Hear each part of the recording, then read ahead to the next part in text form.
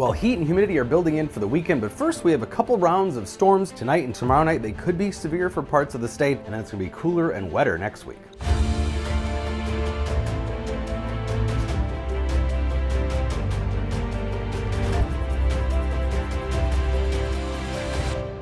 So we got sunshine for most of southern Minnesota today, just a couple of patches of clouds, some ongoing showers for northeastern Minnesota. We had a couple thunderstorms roll through parts of east central Minnesota earlier this morning. There's more where that came from. Temperatures start to warm up today, mid to upper 80s here in southern Minnesota.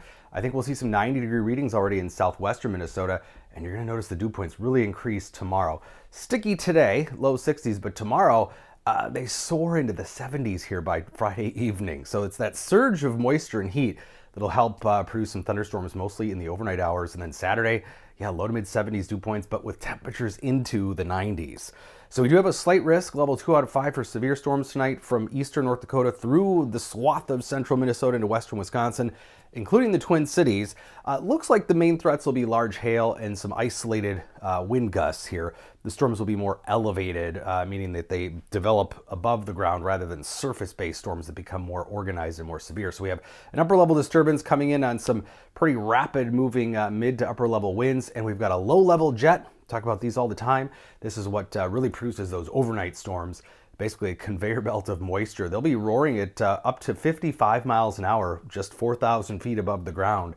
And that's what produces storms from that base upwards. And that's why they don't typically produce a whole lot of severe weather as far as tornadoes, at least.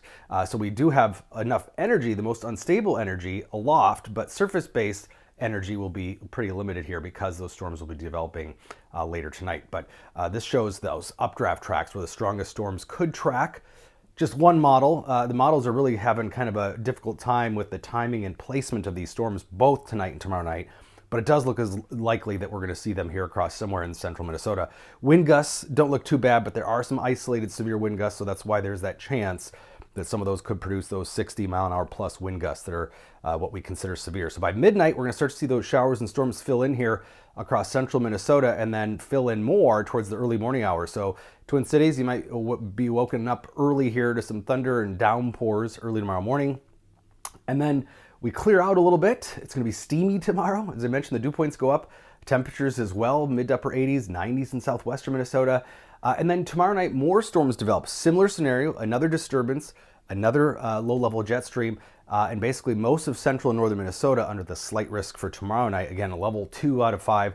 And once again, more elevated nature storms, large hail, and some wind gusts are the main threats. We'll see most of those storms develop. It looks like central and northern Minnesota. Tomorrow night storms may be more north of the Twin Cities because that low-level jet stream will be pointed a little bit further to the north and northeast too. And then it's hot and humid for the weekend. Excessive heat watch or extreme heat watch here for most of the state, except for the North Shore and the northwestern corner of the state. We're talking about some pretty incredible heat indices here. We haven't seen this, of course, yet this season, really. Temperatures in the low to mid 90s across southern Minnesota. I think southwest Minnesota could hit 100, but our heat index will probably reach the triple digits across central and southern Minnesota Saturday afternoon. And then heading into Sunday, still hot, still in the 90s. It looks like it'll be slightly less humid, so maybe that heat index will be a few degrees cooler, but it's going to be hot Saturday and Sunday. Could be even a heat advisory hot tomorrow too, depending upon how quickly we clear out. But if you don't like the heat, next week's much cooler. Look at this, by Tuesday, low 70s, because we're going to be in a cool, wet pattern again, kind of like last week, though hopefully not as cold. We're going to have waves of moisture. The first one with the cold front Monday will bring some thunderstorms. And then Tuesday, Wednesday, Thursday, we've got just kind of a series of systems coming through, bringing rain and thunderstorms. Limited severe risk, mainly just kind of rain here because the jet stream will be lifting north over the weekend as that heat dome builds in. But then as we head into next week, the jet stream drops with that cooler air mass, and that means every system is going to be kind of lined up right over us. So we're talking about quite a bit of rainfall potentially when we look at the next 7 days. Now this includes tonight and tomorrow night's rainfall a little bit too, but a lot of this is for southern Minnesota is next week's rain. We could be looking at 1 to 4 more inches of rainfall over the next 7 days. Yeah. Here we go. 87 today. Again, the chances of storms will be overnight. In fact, late tonight for the Twin Cities into the early morning hours tomorrow. Those then move on. We'll see some midday sun, steamy tomorrow. Dry for the weekend, just hot and humid. Mid 90s both days.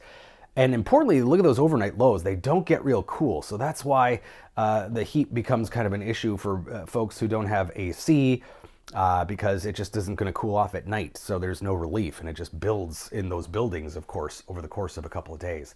Cooler weather is coming next week, but as I mentioned, it's going to be kind of gross. Hopefully we get it out of here in time for next weekend.